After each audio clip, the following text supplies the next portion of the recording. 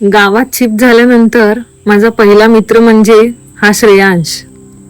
पहिल्यांदा भेटल्यापासूनच हा इतका आपलासा वाटला की नवीन जागी आल्याचा फीलच कमी झाला. आणि श्रेयांशचं सगळ्यात खास सांगायचं झालं ना तर मूर्ती लहान पण कीर्ती महान. वयाने छोटा असला तरी त्याच्या गप्पा, त्याची मस्ती आणि त्याचा आत्मविश्वास मात्र एकदम मोठ्यांसारखा. आणि याच्यामुळेच कदाचित गावात आल्यावर मला पहिल्यांदा असं वाटलं की हो, इथे आपली माणसंही होऊ शकतात. आणि श्रेयांसोबतच माझी ओळख झाली ती रुद्रशी. रुद्रचं सुद्धा स्वतःचं एक वेगळंच व्यक्तिमत्व आहे. त्याच्यासोबत असताना कायम काही ना काही मस्करी, काहीतरी नवीन विषय आणि एक वेगळीच ऊर्जा असते. हळूहळू हे दोघं माझ्यासाठी फक्त ओळखीचे राहिले नाहीत तर ते मित्र झाले. पण माझी या गावातली मैत्री फक्त माझ्या वयाच्या आणि माझ्यापेक्षा लहान लोकांपुरतीच राहिली नाही. कारण त्यानंतर ओळख झाली ती आसावरी वहिनी आणि श्री दादाशी.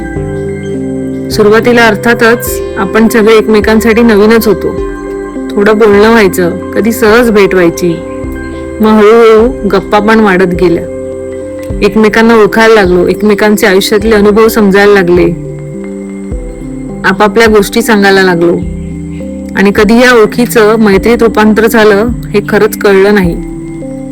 गावात एखादी गोष्ट माहीत नसेल, काही अडचण असेल, कुठलीही छोटी मोठी मदत लागली तर हे दोघं अगदी मनापासून मदतीला उभे राहतात.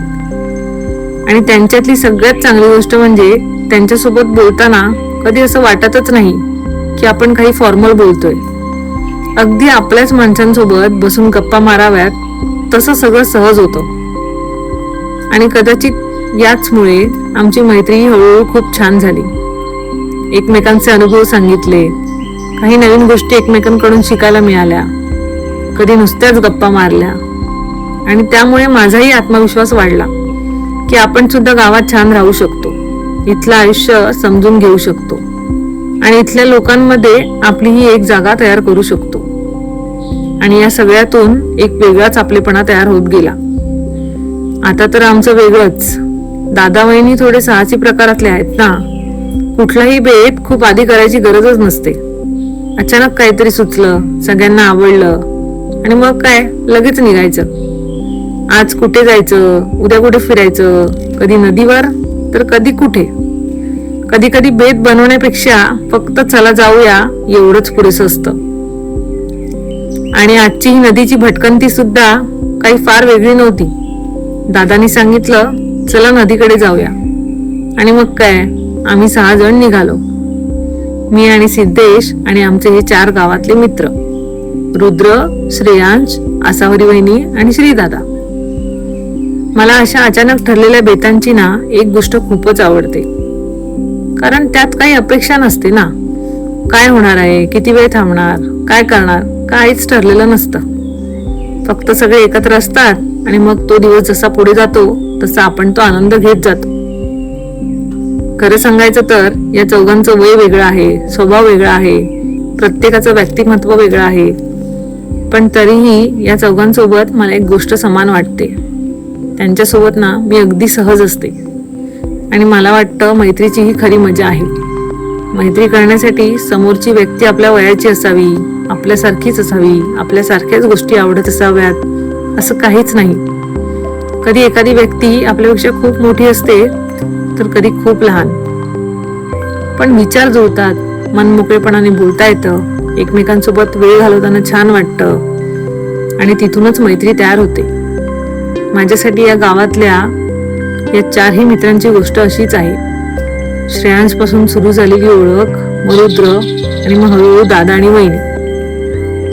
आज आम्ही सगळे एकत्र आलो की असं अजिबात वाटत नाही की आम्ही वेगवेगळ्या वयोगटातले आहोत. फक्त वाटतं आपण आपल्याच लोकांसोबत आहोत.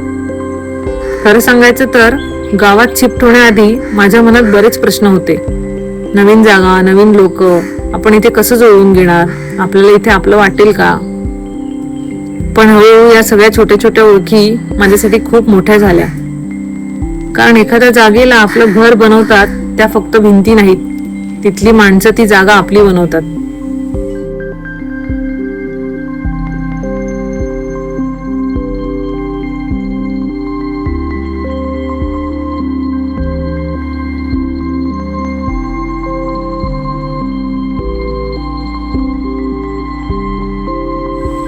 माझ्यासाठी या चौघांसोबतचं नातं अगदी असंच आहे. खरं सांगायचं तर गावात शिफ्ट झाल्यावर मला काय मिळेल याचा काही अंदाज नव्हता. पण आज मागे वळून बघताना असं वाटतं की नवीन घरासोबत मला माझी माणसंही मिळाली. आणि कदाचित नवीन जागेला आपलं म्हणण्यासाठी यापेक्षा सुंदर दुसरी गोष्टच नाही. तर ही होती आमच्या 6 जणांची एक छोटीशी नदीवरची भटकंती. कुठलाही मोठा वेध नव्हता. दादाने म्हटलं जाऊया आणि आम्ही निघालो. खरं सांगायचं तर अशाच अचानक ठरलेल्या बेतांमध्ये कधी कधी सगळ्यात सुंदर आठवणी तयार होतात. नदीवरचा हा दिवसही अगदी तसाच होता. काही ठरवून केलेलं नाही, काही खास करण्यासाठी केलेलं नाही, पण 6 जण एकत्र होतो, गप्पा होत्या, मस्करी होती आणि खूप सारा निवांतपणा होता. आणि म्हणूनच ही माझ्या गावातल्या पहिल्या 4 मित्रांसोबतची अशी एक सुंदर आठवण राहणार आहे.